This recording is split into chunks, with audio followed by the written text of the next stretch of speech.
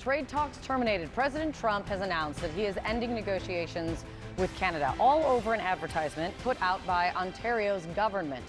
The ad uses the words from President Ronald Reagan in a 1987 address, there's video right there, where he criticizes tariffs. The Reagan Foundation, though, yesterday put out a statement saying that the ad misrepresents the late president's speech. What's not clear is how they believe that Reagan really was misrepresented. Here's part. When someone says, let's impose tariffs on foreign imports, it looks like they're doing the patriotic thing by protecting American products and jobs. And sometimes for a short while it works, but only for a short time. But over the long run, such trade barriers hurt every American worker and consumer. High tariffs inevitably lead to retaliation by foreign countries and the triggering of fierce trade wars. Then the worst happens. Markets shrink and collapse, businesses and industries shut down, and millions of people lose their jobs.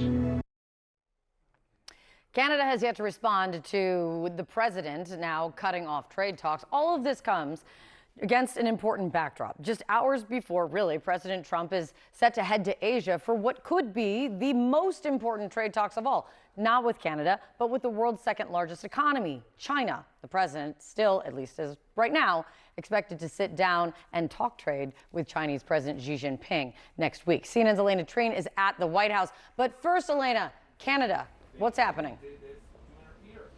Yeah, look, the president, Kate, is threatening once again to upend the crucial economic relationship between the United States and its second biggest trading partner. Now, you said this, but overnight the president had said essentially that he is canceling trade talks with Canada over that ad that you played. And what's unclear is if the president had actually contacted or spoke with the Prime Minister, Mark Carney, or anyone in the Canadian government. I will say we've reached out to them. We're waiting to hear what the Canadians have in response to this message from the president. But essentially in this post on Truth Social, he said that he believes that the ad was fake, that the message was fake, that the Canadians government was playing with this ad. And he also argued that it was designed to interfere in the US Supreme Court. Essentially, the Supreme Court is currently considering a legal challenge to many of the president's tariffs. I'm going to read for you some of this post. He said, quote, "They only did this to interfere with the decision of the US Supreme Court and other courts. Tariffs are very important to the national security and economy of the USA. Based on their egregious behavior, all trade negotiations with Canada are hereby terminated." Now, the ad, you mentioned some of this, Kate, but while the ad was edited, it did lack context. It is unclear what was misrepresented, because if you look at that speech, it was a radio address that Reagan gave in 1987. He gave it from Camp David. It is very much a full-throated defense of fair and open trade. And what the timing of this as well, I think it's important to point out the context of this speech from Reagan. It was when he was placing higher tariffs on various Japanese products to try and stem the damage of imports of cheap Japanese semiconductors, the damage that was doing to the U.S. economy. But look, to take a step back and just re-examine the relationship between the United States and Canada, it had always been rocky. The president had previously threatened very high tariffs. He also has been kind of joking about having Canada become the 51st state. Talks were very bad when the former Prime Minister, Justin Trudeau, was still in office. After he resigned and Carney came into office, it did appear like things were becoming warmer. Relationships between the United States and Canada were getting better. Unclear now, though, where this leaves that. Unclear is definitely how we are starting this Friday. Alayna, thank you so much. Much more to come from the White House this morning. The president posted on Truth Social that he is canceling trade talks with Canada over an ad featuring a speech from President Reagan. Listen. When someone says, let's impose tariffs on foreign imports, it looks like they're doing the patriotic thing by protecting American products and jobs. And sometimes for a short while it works, but only for a short time. But over the long run, such trade barriers hurt every American worker and consumer. So he called their behavior egregious, Sochi, and the airing of this ad. What gives? I mean, the ad's true. I mean, it talks about how tariffs are going to impact families.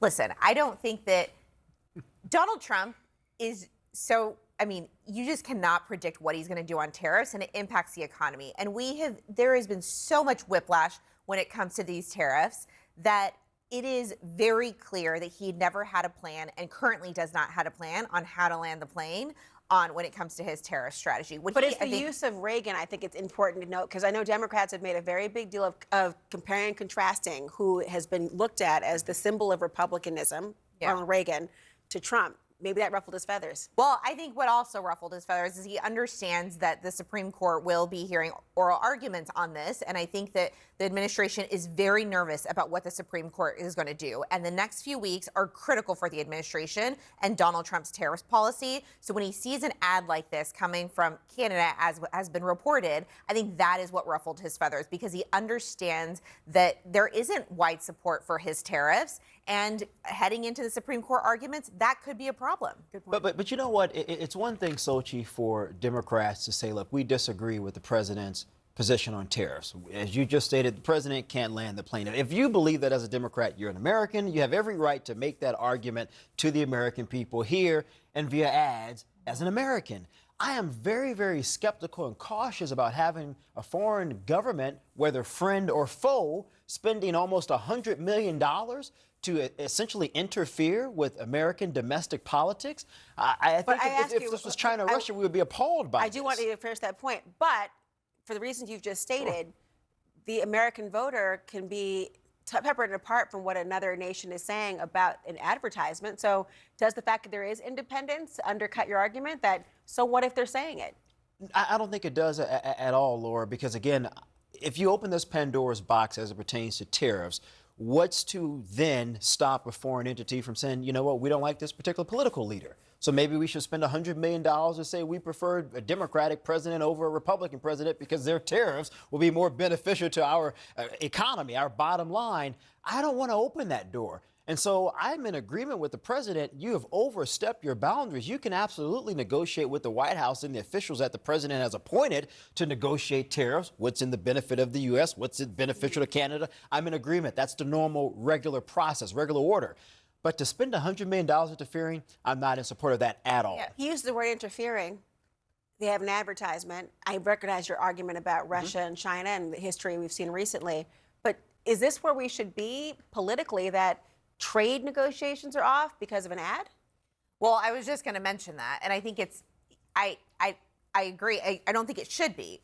I think that just like Donald Trump was shocked about this ad and it ruffled some feathers to him, I do think that Canada was also shocked when he imposed those tariffs. I think that the fact that our allies, we are going to war, a trade war with our allies, has shocked the world. And so I think that what Canada's doing is they're playing hardball here with Donald Trump, similar to what he has been doing, because this is not the way that the U.S. should be negotiating with our allies. I think if the Canadians wanted to play hardball, then they would say, we're going to increase tariffs on whatever goods that are coming into the United States, or we're going to find other allied nations to partner with to undercut U.S. dollar valuation, et cetera.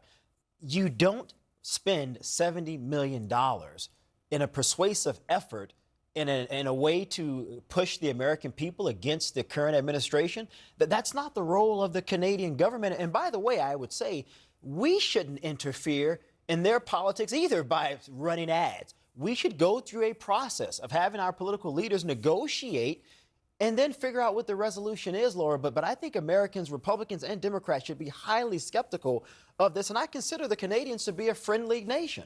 They're an ally.